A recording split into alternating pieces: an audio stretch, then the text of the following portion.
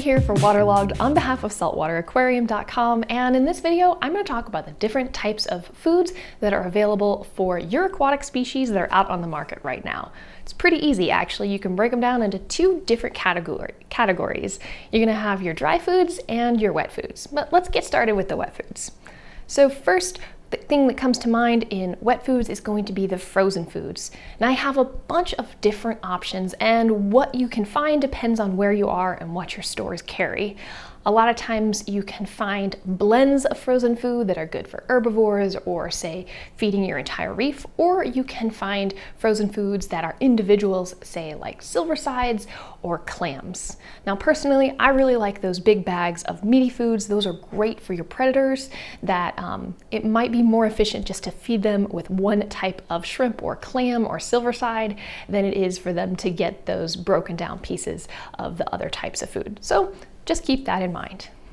The next type of food that falls under this category is going to be the liquid foods. And by liquid, I mean some of the concentrated foods.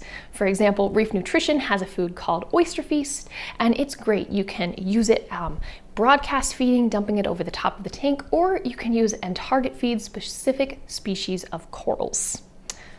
Next thing is going to be the live foods. Now, a lot of times the live foods like copepods are going to come in little jars, and you can use those to seed your tank. Small fish like mandarins really love them and need them to thrive. Other species though, like wrasses, will also enjoy and appreciate the treats. Now, in addition to copepods, you might check at your local fish store if you are keeping a species like a frogfish or an anglerfish, or one of those picky sort of fish that like those live foods. You might even be able to find something like grass shrimp, or you could even special order them. So just keep in mind that those are some options.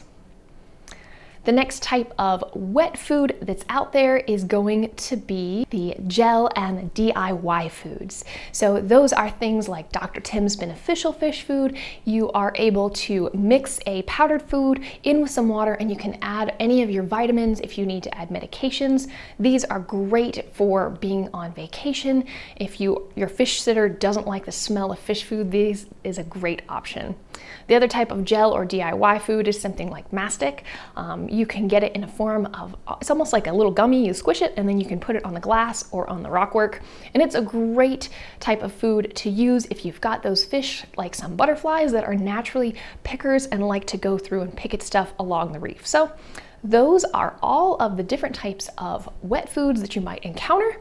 Let's move on to the dry foods. Dry foods, in my opinion, are probably the largest category of fish foods out on the market. In fact, you can probably even find some at your local grocery store if you run out and you're in a pinch.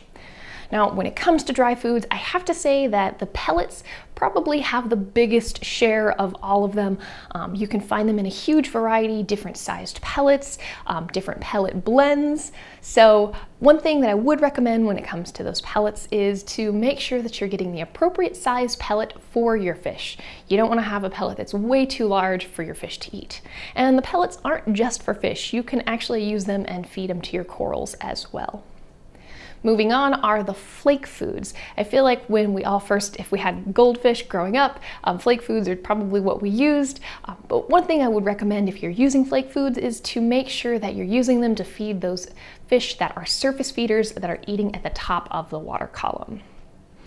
All right, next category is going to be our powdered foods. Now these kind of foods are going to be good for feeding your corals or feeding the baby fish, those fry that you might have. It's good for the fry because a lot of times those particles of that powdered food, once you mix it with water, are going to be small enough for those little babies to see and eat, and most of the time it's got all of the protein requirements that they need.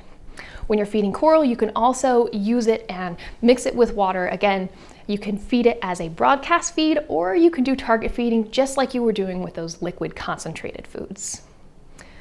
Next category is going to be the freeze-dried foods.